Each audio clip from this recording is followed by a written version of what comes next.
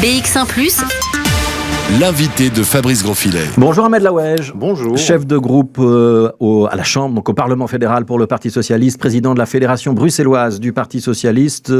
Georges Brassens, souvenir de jeunesse, d'enfance. Oui, d'abord grand amateur de Georges Brassens, magnifique artiste, mais surtout finalement un hommage rendu à la solidarité et à l'élan de solidarité qu'on retrouve chez beaucoup de gens.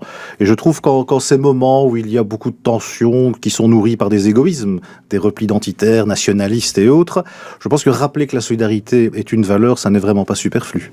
Est-ce qu'on entre dans une semaine cruciale ou dans des journées cruciales pour ces négociations fédérales qu'on attend depuis 7 mois ? Alors nous verrons, parce que nous avons entendu M. Boucher, M. Koons nous expliquer qu'ils menaient un grand nombre de consultations, qu'ils travaillaient sans discontinuer. Bien maintenant, il faut pouvoir atterrir.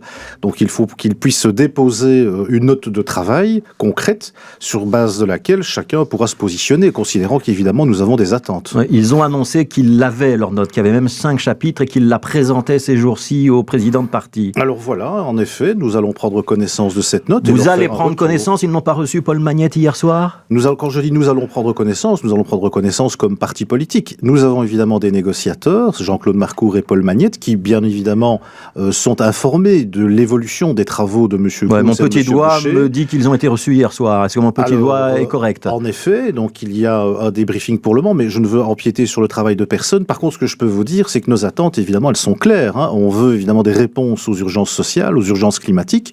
On veut une politique de relance économique qui ne se fasse pas au détriment des ménages et qui surtout redonne du vrai souffle à notre économie, pas faire la politique d'austérité qui a été menée ces dernières années. Est-ce que, à votre connaissance, il y a ça dans la fameuse note qu'on présente actuellement au parti politique ? Je vais laisser à Paul Magnette et à Jean-Claude Marcourt le soin de communiquer là-dessus, parce que je pense qu'il faut pouvoir avoir le sens de l'État et ne pas finalement essayer d'entraver d'une manière ou d'une autre toute possibilité d'aboutir. On a beaucoup entendu de commentaires ou d'analyses disant la note de Paul Magnette, donc la phase précédente d'information, cette note elle était trop à gauche, il fallait refaire une note qui serait plus au centre ou plus au centre droit. Vous pourriez accepter une note de départ qui serait plus à droite que la note du président du Parti socialiste ? Moi je pense que la note de Paul Magnette était une très bonne base de départ, clairement, le fruit de nombreuses consultations. Alors le point de vue de la FEB, du VOCA ou d'autres organisations patronales, on le connaît, c'est-à-dire évidemment toujours moins de prélèvements et moins de justice fiscale et toujours plus pour le même côté, le banc patronal. Nous ce que voulons c'est de la justice sociale, la justice fiscale. Donc on peut comprendre en effet que la note de Paul Magnette ne plaise pas à certains lobbies économiques, mais en même temps les lobbies économiques c'est pas l'ensemble de la population. Et vous pourrez descendre, aller plus loin que ce qu'il y avait dans cette note ? Nous verrons, parce qu'une négociation ne se détermine pas a priori. Donc nous allons voir ce qui est déposé sur la table par Georges Boucher et M. Koons. Ensuite, de quoi nous déterminerons. Mais il va de soi que nous n'allons pas nous brader ni nos valeurs, d'abord, ni nos fondamentaux. Et je pense en particulier à plus de justice sociale et plus de justice fiscale. Pour être concret, est-ce que dans la législature qui vient de s'ouvrir, il faudra qu'il y ait des pensions minimales à 1 500 €, il faudra un aménagement des fins de carrière ? Clairement, la pension à 1 500 € est sur la table, nous la mettons sur la table, les modalités peuvent être discutées. C'est une exigence dans ces négociations ? Et nous l'avons toujours dit, et je pense que ça rencontre par ailleurs une forte demande et un fort soutien dans la population. Donc clairement, c'est une exigence que nous formulons, mais nous ne sommes pas les seuls à la formuler. Je rappelle aussi que les grandes organisations de travailleurs le demandent et toute une série d'autres partis politiques. Vous pourrez laisser la pension à 67 ans comme elle a été installée par le gouvernement précédent de Charles Michel ? Nous verrons ce qu'il est possible d'obtenir durant les négociations. Je ne veux pas, moi, ici, a priori, plusieurs partis du centre ou de droite ont dit qu'il n'est pas question qu'on revienne en arrière sur cette réforme. J'entends ce qu'ils disent, mais en même temps, ils ne peuvent pas dire non à tout. Et donc, ce que je vois, moi, également, c'est qu'il faut pouvoir déterminer la durée maximale de carrière, ou plus exactement, la durée à partir de laquelle on peut avoir une pension complète. Ça, c'est aussi un des enjeux importants. D'ailleurs, la FGTB le dit également. Et c'est quoi la durée maximale ? Nous allons vers 42 ans de travail. Il me semble qu'à partir de là, les gens, quand même, ont le droit à une pension digne.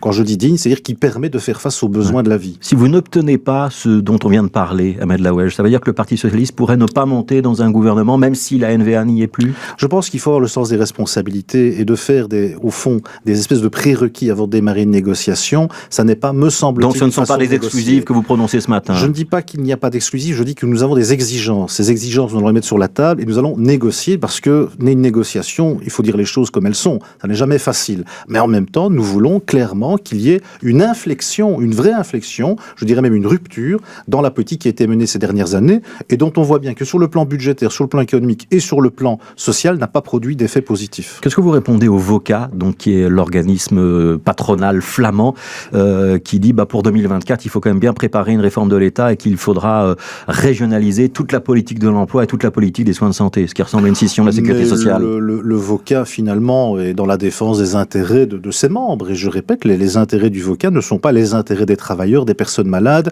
de celles et ceux qui attendent de nous des solutions et pas simplement de l'idéologie, fût-elle patronale.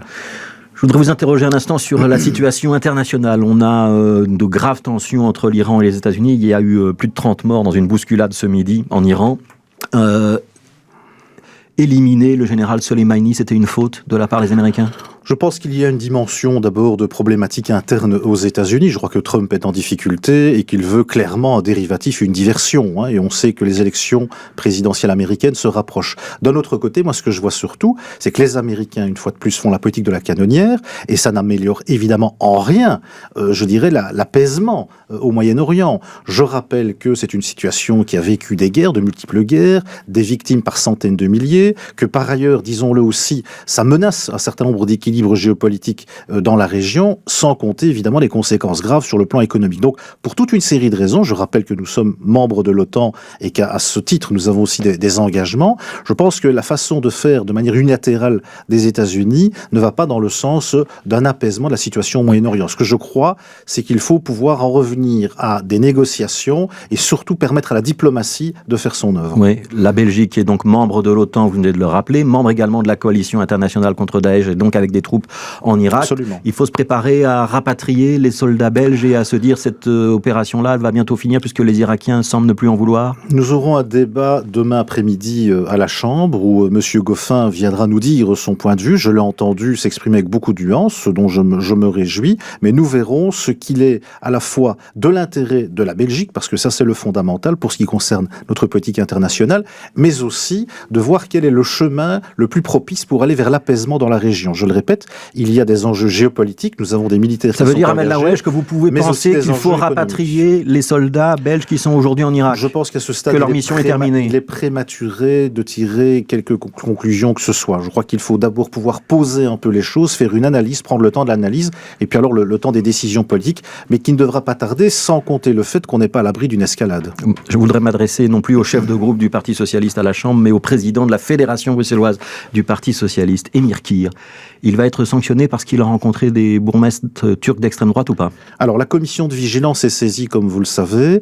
D'un autre côté, j'ai personnellement pris position pour la fédération en condamnant évidemment la visite de ces maires d'extrême droite reçus par Emir Kir. Mais la commission de vigilance a été saisie par un militant, en appliquant son droit statutaire. Ouais, elle va se prononcer quand ? Alors, la commission de vigilance fonctionne de manière indépendante. Elle est maîtresse de son calendrier et maîtresse également de sa décision. Donc, je ne vais pas préjuger de quand, de comment et de quelle manière la commission de vigilance... À titre personnel, vous estimez que ça vaut une sanction ?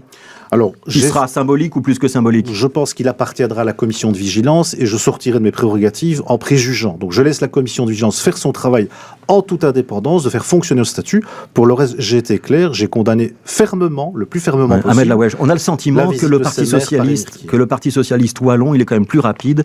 Quand on a un dérapage, par exemple, de Benoît 11 qui a tenu des propos sur les réseaux sociaux sur les Roms, il a été sanctionné très rapidement, condamné très rapidement. On a le sentiment que c'est plus lent à Bruxelles. C'est parce que Emir Kir, c'est un gros faiseur de voix. Je ne porte pas de jugement sur la manière dont la fédération du PS liégeois a fonctionné. Pour le reste, je le rappelle, la commission de vigilance du PS bruxellois fonctionne en toute indépendance. Elle est saisie du dossier et en respectant les procédures, elle tranchera le moment venu. Oui, et vous savez quand est le moment venu ? C'est dans 2 jours ou dans 2 mois ? Non, ce sera dans le courant du mois de janvier, mais je n'en sais pas plus. Je le répète, la commission de vigilance est maîtresse de ses travaux et de son calendrier. Ahmed Laoueche, vous restez avec nous.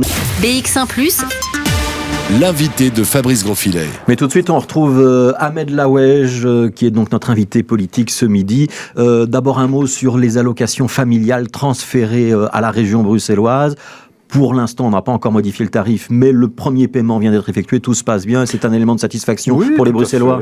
Personne ne perd, et puis surtout plus de 70% des familles vont même y gagner. Donc je pense que là, le gouvernement Vervoort de la présente législature a fait un très bon travail, et il faut s'en féliciter. Alors, on voudrait parler de la STIB avec vous, parce qu'il semble que ce soit un petit peu difficile de savoir exactement ce qui va se passer dans les prochains mois à la STIB, et qu'il ne semble pas si évident que ça d'accorder la gratuité pour les moins de 25 ans et les plus de 65 ans, comme le prévoyait l'accord de gouvernement bruxellois, et en même temps de garder les tarifs actuels. Alors, quelles sont les instructions que le patron des socialistes francophones de Bruxelles donne aux administrateurs de son parti dans ce dossier quand il siège à la STIB, ou aux ministres avec lesquels il est en relation lorsqu'on discute du budget de la région bruxelloise? Mais d'abord, les deux ne sont pas liés. La gratuité pour les moins de 25 ans et les plus de 65 ans, c'est dans l'accord de gouvernement et ce sera mis en œuvre. Ce sera mis en œuvre cette année, Ahmed Laouej? Nous verrons. Je ne veux pas là à nouveau entraver le travail du gouvernement, et c'est sur la table parce que c'est dans l'accord du gouvernement, tout simplement. Et alors, ce sera mis en œuvre cette année pour les deux catégories de personnes citées? Nous verrons les modalités. Ces modalités seront fixées par le gouvernement bruxellois en fonction, il faut le dire aussi, des réalités budgétaires. On sait qu'aucune entité fédérée, donc aucune région ni communauté aujourd'hui, n'a facile budgétairement, comme le fédéral du reste. Mais nous le ferons parce que c'est dans l'accord du gouvernement. Pour le reste, je rappelle la procédure. Le gouvernement bruxellois fixe les tarifs et il doit être saisi par l'entreprise publique, donc autrement dit par la STIB. Et à ce stade, le gouvernement n'est pas saisi d'une demande d'augmentation des tarifs. Donc ça veut dire que pour l'instant, les tarifs n'augmentent pas, mais on sait que le budget de la STIB, il n'est pas extensible à l'infini, donc tout ça va être compliqué, non? Nous verrons ce que la STIB demande au gouvernement bruxellois et il appartiendra au gouvernement bruxellois de décider, mais à ce stade, le gouvernement n'est pas saisi d'une demande d'augmentation de la part de la STIB. Est-ce qu'il y aura un niet catégorique des socialistes si la STIB demande l'augmentation de ses tarifs? Je le répète, ça n'est évidemment pas une priorité, loin s'en faut. Ce que nous voulons, bien évidemment, c'est faire en sorte que l'accord de gouvernement soit exécuté. Il y a en particulier la gratuité pour les moins de 25 et les plus de 65 ans, et il y a aussi la poursuite du plan d'investissement, parce qu'il faut continuer à investir dans la STIB pour offrir un service de qualité, tout en pensant aussi à la programmation sociale qui fait l'objet de concertation sociale au sein de la STIB, parce que les services publics, c'est pas les agents ou les usagers, c'est les agents et les usagers, les deux en même temps. Alors, on a parlé de stationnement dans ce journal, on a également parlé de Vilo qui a visiblement perdu des parts de marché.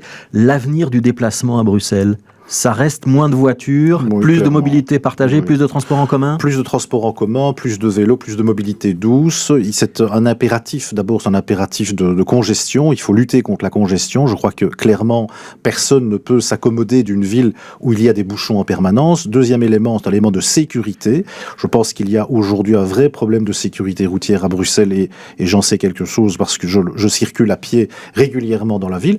Vous ne vous sentez pas en sécurité? Troisième élément, n'exagérons pas, mais en tout cas, il faut être prudent et malheureusement, on doit déplorer régulièrement des incidents, ou des accidents plus exactement. Et troisième élément, c'est aussi un problème de santé publique, parce que clairement, trop de voitures à Bruxelles, c'est un facteur grave de pollution, et ça, il faut pouvoir en être conscient. Ce sont plusieurs milliers de personnes qui décèdent dans notre pays en raison d'une pollution trop importante, due notamment à l'usage excessif de véhicules. Zakia Khattabi, elle ferait une bonne juge à la Cour constitutionnelle? Absolument, absolument. Et c'est l'occasion pour moi de dire à quel point je trouve la campagne de l'ANV totalement abjecte. On ne change pas comme ça des règles en cours. Et puis surtout, je vois bien qu'il y a derrière ça des idées nauséabondes. Donc je crois que Zakia Khattabi fait l'objet d'attaques totalement injustifiées. Elle a mon plein et entier soutien. Elle aura le soutien du Parti socialiste? Oui, clairement. Elle devrait avoir le soutien des autres partis francophones lorsque le Sénat va se prononcer sur sa nomination? Je ne peux pas m'engager au nom des autres partis, mais je puis vous dire en tout cas qu'au Parti socialiste, nous dénonçons finalement ces attaques immondes contre Zakia Khattabi. Merci Ahmed Laouej d'avoir été l'invité de BX1 ce midi. Ahmed Laouej, donc chef de groupe socialiste à la Chambre, également président de la Fédération bruxelloise du Parti socialiste et bourgmestre de Koekelberg. Si vous m'en voudriez si j'oubliais ce mandat-là. Absolument. Merci beaucoup Ahmed Laouej.